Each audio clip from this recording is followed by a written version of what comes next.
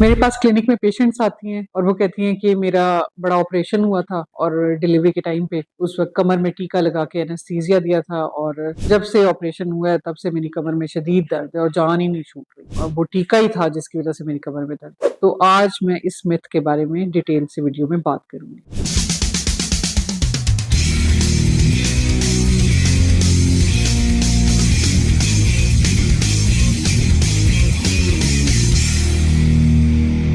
अस्सलाम वालेकुम, मेरा नाम डॉक्टर सबाहत खान है। मैं डॉक्टर्स हॉस्पिटल और उमर हॉस्पिटल जोहर टाउन लाहौर में as consultant gynaecologist obstetrician and IVF consultant practice कर रही हूँ। खवातीन हमल के साथ भी आती हैं और हमल के बाद गायनी के मसाइल के साथ भी आती हैं। तो मैंने अक्सर खवातीन के मुंह से ये बात सुनी है कि जी मेरा ऑपरेशन हुआ था, उस वक्त मैंने कहा था कि मुझे पूरा बेहोश कर दें, मेरी कमर में टीका लगाया गया, कमर में टीका लगा के एनेस्थीसिया दिया गया और मेरा ऑपरेशन किया गया, तब से मुझे कमर में दर्द है। डॉक्टर साहब ये टीके की वजह से मुझे ऐसा दर्द है। तो मैं आपको ये बात समझाना चाहती हूँ कि जब स्पाइनल एनेस्थीसिया लगता है वो आपकी किसी हड्डी के अंदर सुई नहीं चुभोई जाती। एनेस्थीसिया आपको दिया जाता है आपकी स्पाइन के गिर्द गिर्द होता है फ्लूइड यानी पानी होता है, उसके अंदर उस दवाई को डाला जाता है ताकि कुछ देर के लिए आपकी नसें यानी आपकी नर्व सुन हो जाएं और आपको दर्द महसूस ना हो और महफूज तरीके से आपका ऑपरेशन हो जाए। आपका ऑपरेशन के दौरान आपके पेट से निचला धड़ जो है वो सुन हो जाता है, ऑपरेट कर दिया जाता है, उसका बच्चे पे कोई इफेक्ट नहीं जाता और बच्चे की हेल्थ कोई उससे कॉम्प्रोमाइज नहीं होती। जबकि पूरी बेहोशी दी जाए तो जैसे माँ बेहोश तो उसी तरह बच्चा भी अंदर से बेहोश निकलता है। वो फौरी तौर पे क्राई नहीं करता,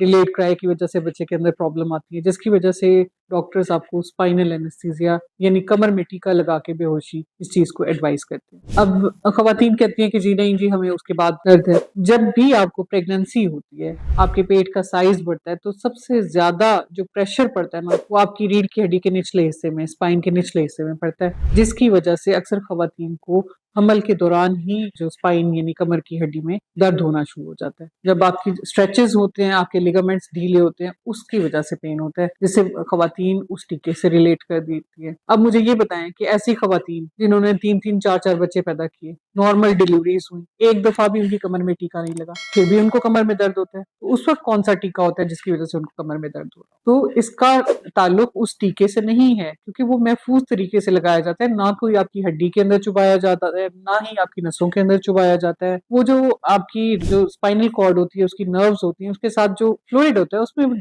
दवाई सिर्फ इंजेक्ट की जाती है, इसके अलावा कोई डैमेज आपको नहीं होता और वो एक्सपर्ट्स लगाते हैं। अब ये बताएं कि जब आपकी एज बढ़ती जाती है, आप अपनी डाइट का ख्याल नहीं कर रही होती, आप अपने पोस्चर का ख्याल नहीं कर रही होती, आप एक्सरसाइज नहीं कर रही होती, कैल्शियम विटामिन डी नहीं ले रही होती, आपके बच्चे होते हैं, आप सारा दिन उनके पीछे भागती रहती हैं, उनके कामों में भागती रहती हैं, तो फिर तवज्जो नहीं देती। जब आपके अंदर कैल्शियम विटामिन डी की कमी होगी, आपकी फिजिकल एक्टिविटी प्रॉपर नहीं होगी, आपका स्टेमिना कम होगा और बार बार प्रेगनेंसी की वजह से जब आपकी स्पाइन पे प्रेशर पड़ेगा और लिगामेंट्स लूज होंगे तो क्या दर्द उस वजह से नहीं होगा? इल्जाम सारा उस टीके पे चला जाता है, हालांकि उस टीके का दूर दूर तक कमर दर्द से कोई ताल्लुक नहीं है। इसलिए अपने जहन से ये खौफ या मिथ निकालें। स्पाइनल एनेस्थीसिया बेहतरीन है आपके लिए भी और आपके पैदा होने वाले बच्चे के लिए भी।